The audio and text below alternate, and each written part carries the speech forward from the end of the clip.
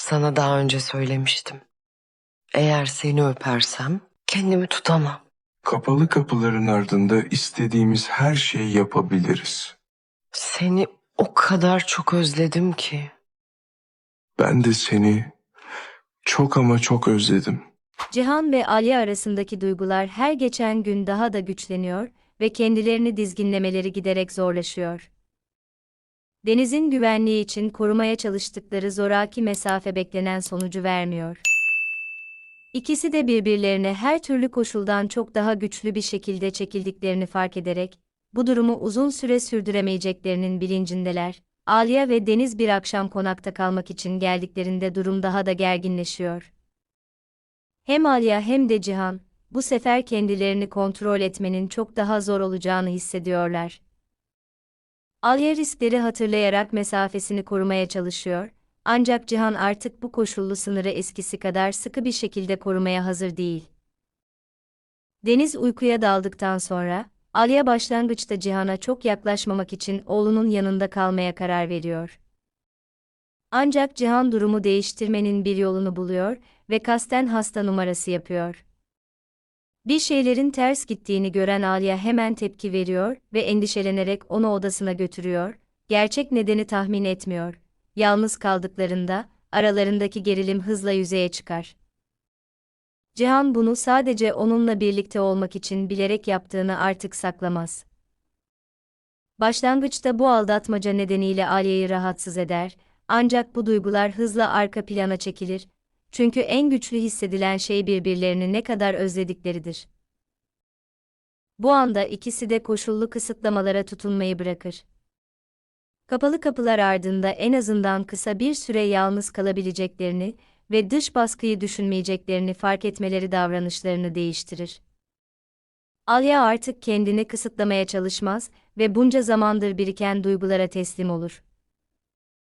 Cihan da ona aynı şekilde karşılık verir ve uzun zamandır korumaya çalıştıkları aralarındaki mesafe ortadan kalkar. Bu gece en azından kısa bir süre için, korku ve sınırlamalar olmadan birlikte olmalarına izin verdikleri, tüm sorunlardan uzaklaştıkları bir an olur. Bu zorluklarını çözmez, ancak onlara duygusal destek verir ve birbirleri için ne kadar önemli olduklarını hatırlatır. Alya ve Cihan'ın konakta birlikte geçirdikleri geceden sonra, en azından kısa bir süreliğine de olsa baskı ve gerilimden uzaklaşabildiklerini düşünürler. Ancak çevrelerindeki durum aynı kalmaz ve duygular ile ihtiyat arasında denge kurmaya çalışırken, Boran hareketlerine devam eder ve hayatlarına tekrar müdahale etmeyi amaçlayan yeni bir adım hazırlar. Sadakat'a baskı yapar ve onu Meryem'i konağa getirmeye ve orada yaşamaya zorlar. Bu hamlenin açık amacı, Cihan ve Alya arasında ek gerilim yaratmak, zaaflarından yararlanmak ve güvensizlik uyandırmaktır. Meryem'in evde ortaya çıkışı, hem Cihan hem de Alya için tam bir sürpriz olur, çünkü böyle bir gelişmeyi beklemiyorlardı ve buna hazırlıklı değillerdi. Cihan durumun daha da karmaşık hale gelebileceğini hemen fark eder ve olası sonuçları en aza indirmeye çalışır. Yeni çatışma veya kıskançlık nedenlerinden kaçınmak onun için önemlidir. Bu yüzden bu durumdan geçici olarak uzaklaşmaya karar verir.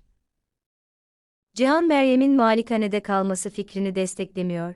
Ancak her şeyin artık kendisine bağlı olmadığını anlıyor ve Aliye ile olan ilişkisinde huzuru koruyabileceği bir seçeneği tercih ediyor. Aliye içsel gerilime rağmen kararını ona dayatmaya çalışmıyor ve güven gösteriyor. Durumun zor olduğunu kabul ediyor ve son kararı ona bırakıyor, onun da dikkatli davranmaya çalıştığını anlıyor. Bu tutum açık çatışmayı önlemeye yardımcı oluyor ve aralarındaki karşılıklı anlayışın devam ettiğini bir kez daha vurguluyor. Sonuç olarak Cihan ek gerilim yaratmamak için bir süreliğine malikaneden ayrılmaya ve uzaklaşmaya karar veriyor. Alya'nın yaşadığı yere yakın bir yer buluyor, ancak çok fazla dikkat çekmemek için bunu kamuoyuna açıklamıyor. Bu karar dış koşulları bozmadan ve Boran'a müdahale etmesi için yeni nedenler vermeden yakın kalmasını sağlıyor. Alya Cihan'ın artık çok yakın olduğunu öğrendiğinde, rahatlamasını ve sevincini gizlemiyor, çünkü bu ona tamamen ayrılmadıkları hissini veriyor. Aynı zamanda Bora'nın bunu öğrenmesi durumunda nasıl tepki vereceğinden de endişelenmektedir.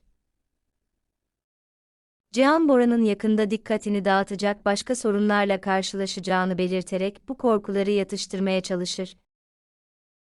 Böylece ilişkilerini etkileme girişimlerinden biri daha beklenen sonucu vermez. Yeni koşullara rağmen, Cihan ve Alya bir kez daha yakın kalmanın ve durumun aralarındaki ilişkiyi yıkmasına izin vermemenin bir yolunu bulurlar.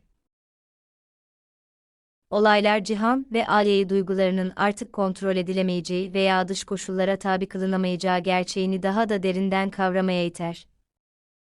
Deniz'in güvenliği için korumaya çalıştıkları zorunlu mesafe, içsel bağlarını etkilemeyen bir formaliteden ibarettir. Aksine ayrılık sadece birbirlerine olan duygusal bağımlılıklarını güçlendirir ve ilişkilerinin geri çekilmenin mümkün olmadığı bir noktaya geldiğini vurgular. Birlikte geçirdikleri gece, onlar için sadece bir zayıflık veya duygusallık tezahürü değil, bağlarının istikrarlı ve gerçek olduğunun bir teyidi olur. Onlara içsel güven verir ve en zor koşullarda bile bir olduklarını hatırlatır. Bu baskıya boyun eğmemeye ve dış koşulların geleceklerini belirlemesine izin vermemeye olan kararlılıklarını güçlendirir. Aynı zamanda durum, attıkları her adımın Boran'dan yeni bir tepkiyi kışkırttığını ve Boran'ın hayatlarını kontrol etmeye çalışmaktan vazgeçmediğini gösterir. Eylemleri daha kasıtlı hale gelir ve özellikle Meryem'i bir etki aracı olarak kullanarak psikolojik baskıyı hedefler. Bu durum çatışmanın daha karmaşık bir aşamaya girdiğini, mücadelenin sadece yasal veya biçimsel meselelerle sınırlı kalmadığını, aynı zamanda Cihan ve Alya arasındaki duygusal istikrar ve güveni de kapsadığını gösteriyor. Aynı zamanda Cihan ve Alya'nın tepkisi, olgunluklarını ve bir ekip olarak hareket etme yeteneklerini ortaya koyuyor. Durumun güvenlerini yok etmesine izin vermiyorlar, provokasyonlara boyun eğmiyorlar ve ilişkilerine yönelik riskleri en aza indiren çözümler seçiyorlar. Cihan'ın geçici olarak ikamet yerini değiştirme kararı, bir geri çekilme belirtisi değil, istikrarı korumayı ve gereksiz çatışmalardan kaçınmayı amaçlayan düşünceli bir adım oluyor. Alya için bu durum, koşullar lehlerine olmasa bile Cihan'a güvenebileceğinin bir başka teyidi oluyor. Birlikteliklerinin dış faktörlere bağlı olmadığına ve zor koşullarda bile birlikte bir çıkış yolu bulabileceklerine olan güveni giderek güçleniyor. Sonuç olarak bu olaylar, sürekli müdahale ve baskı girişimlerine rağmen, ilişkilerinin zayıflamak yerine, aksine daha bilinçli ve istikrarlı hale geldiğini gösteriyor. Stratejik hareket etmeyi, güven ve desteği sürdürmeyi ve duygular ile hayatlarını dış etkilerden koruma ihtiyacı arasında denge kurmayı öğrenirler.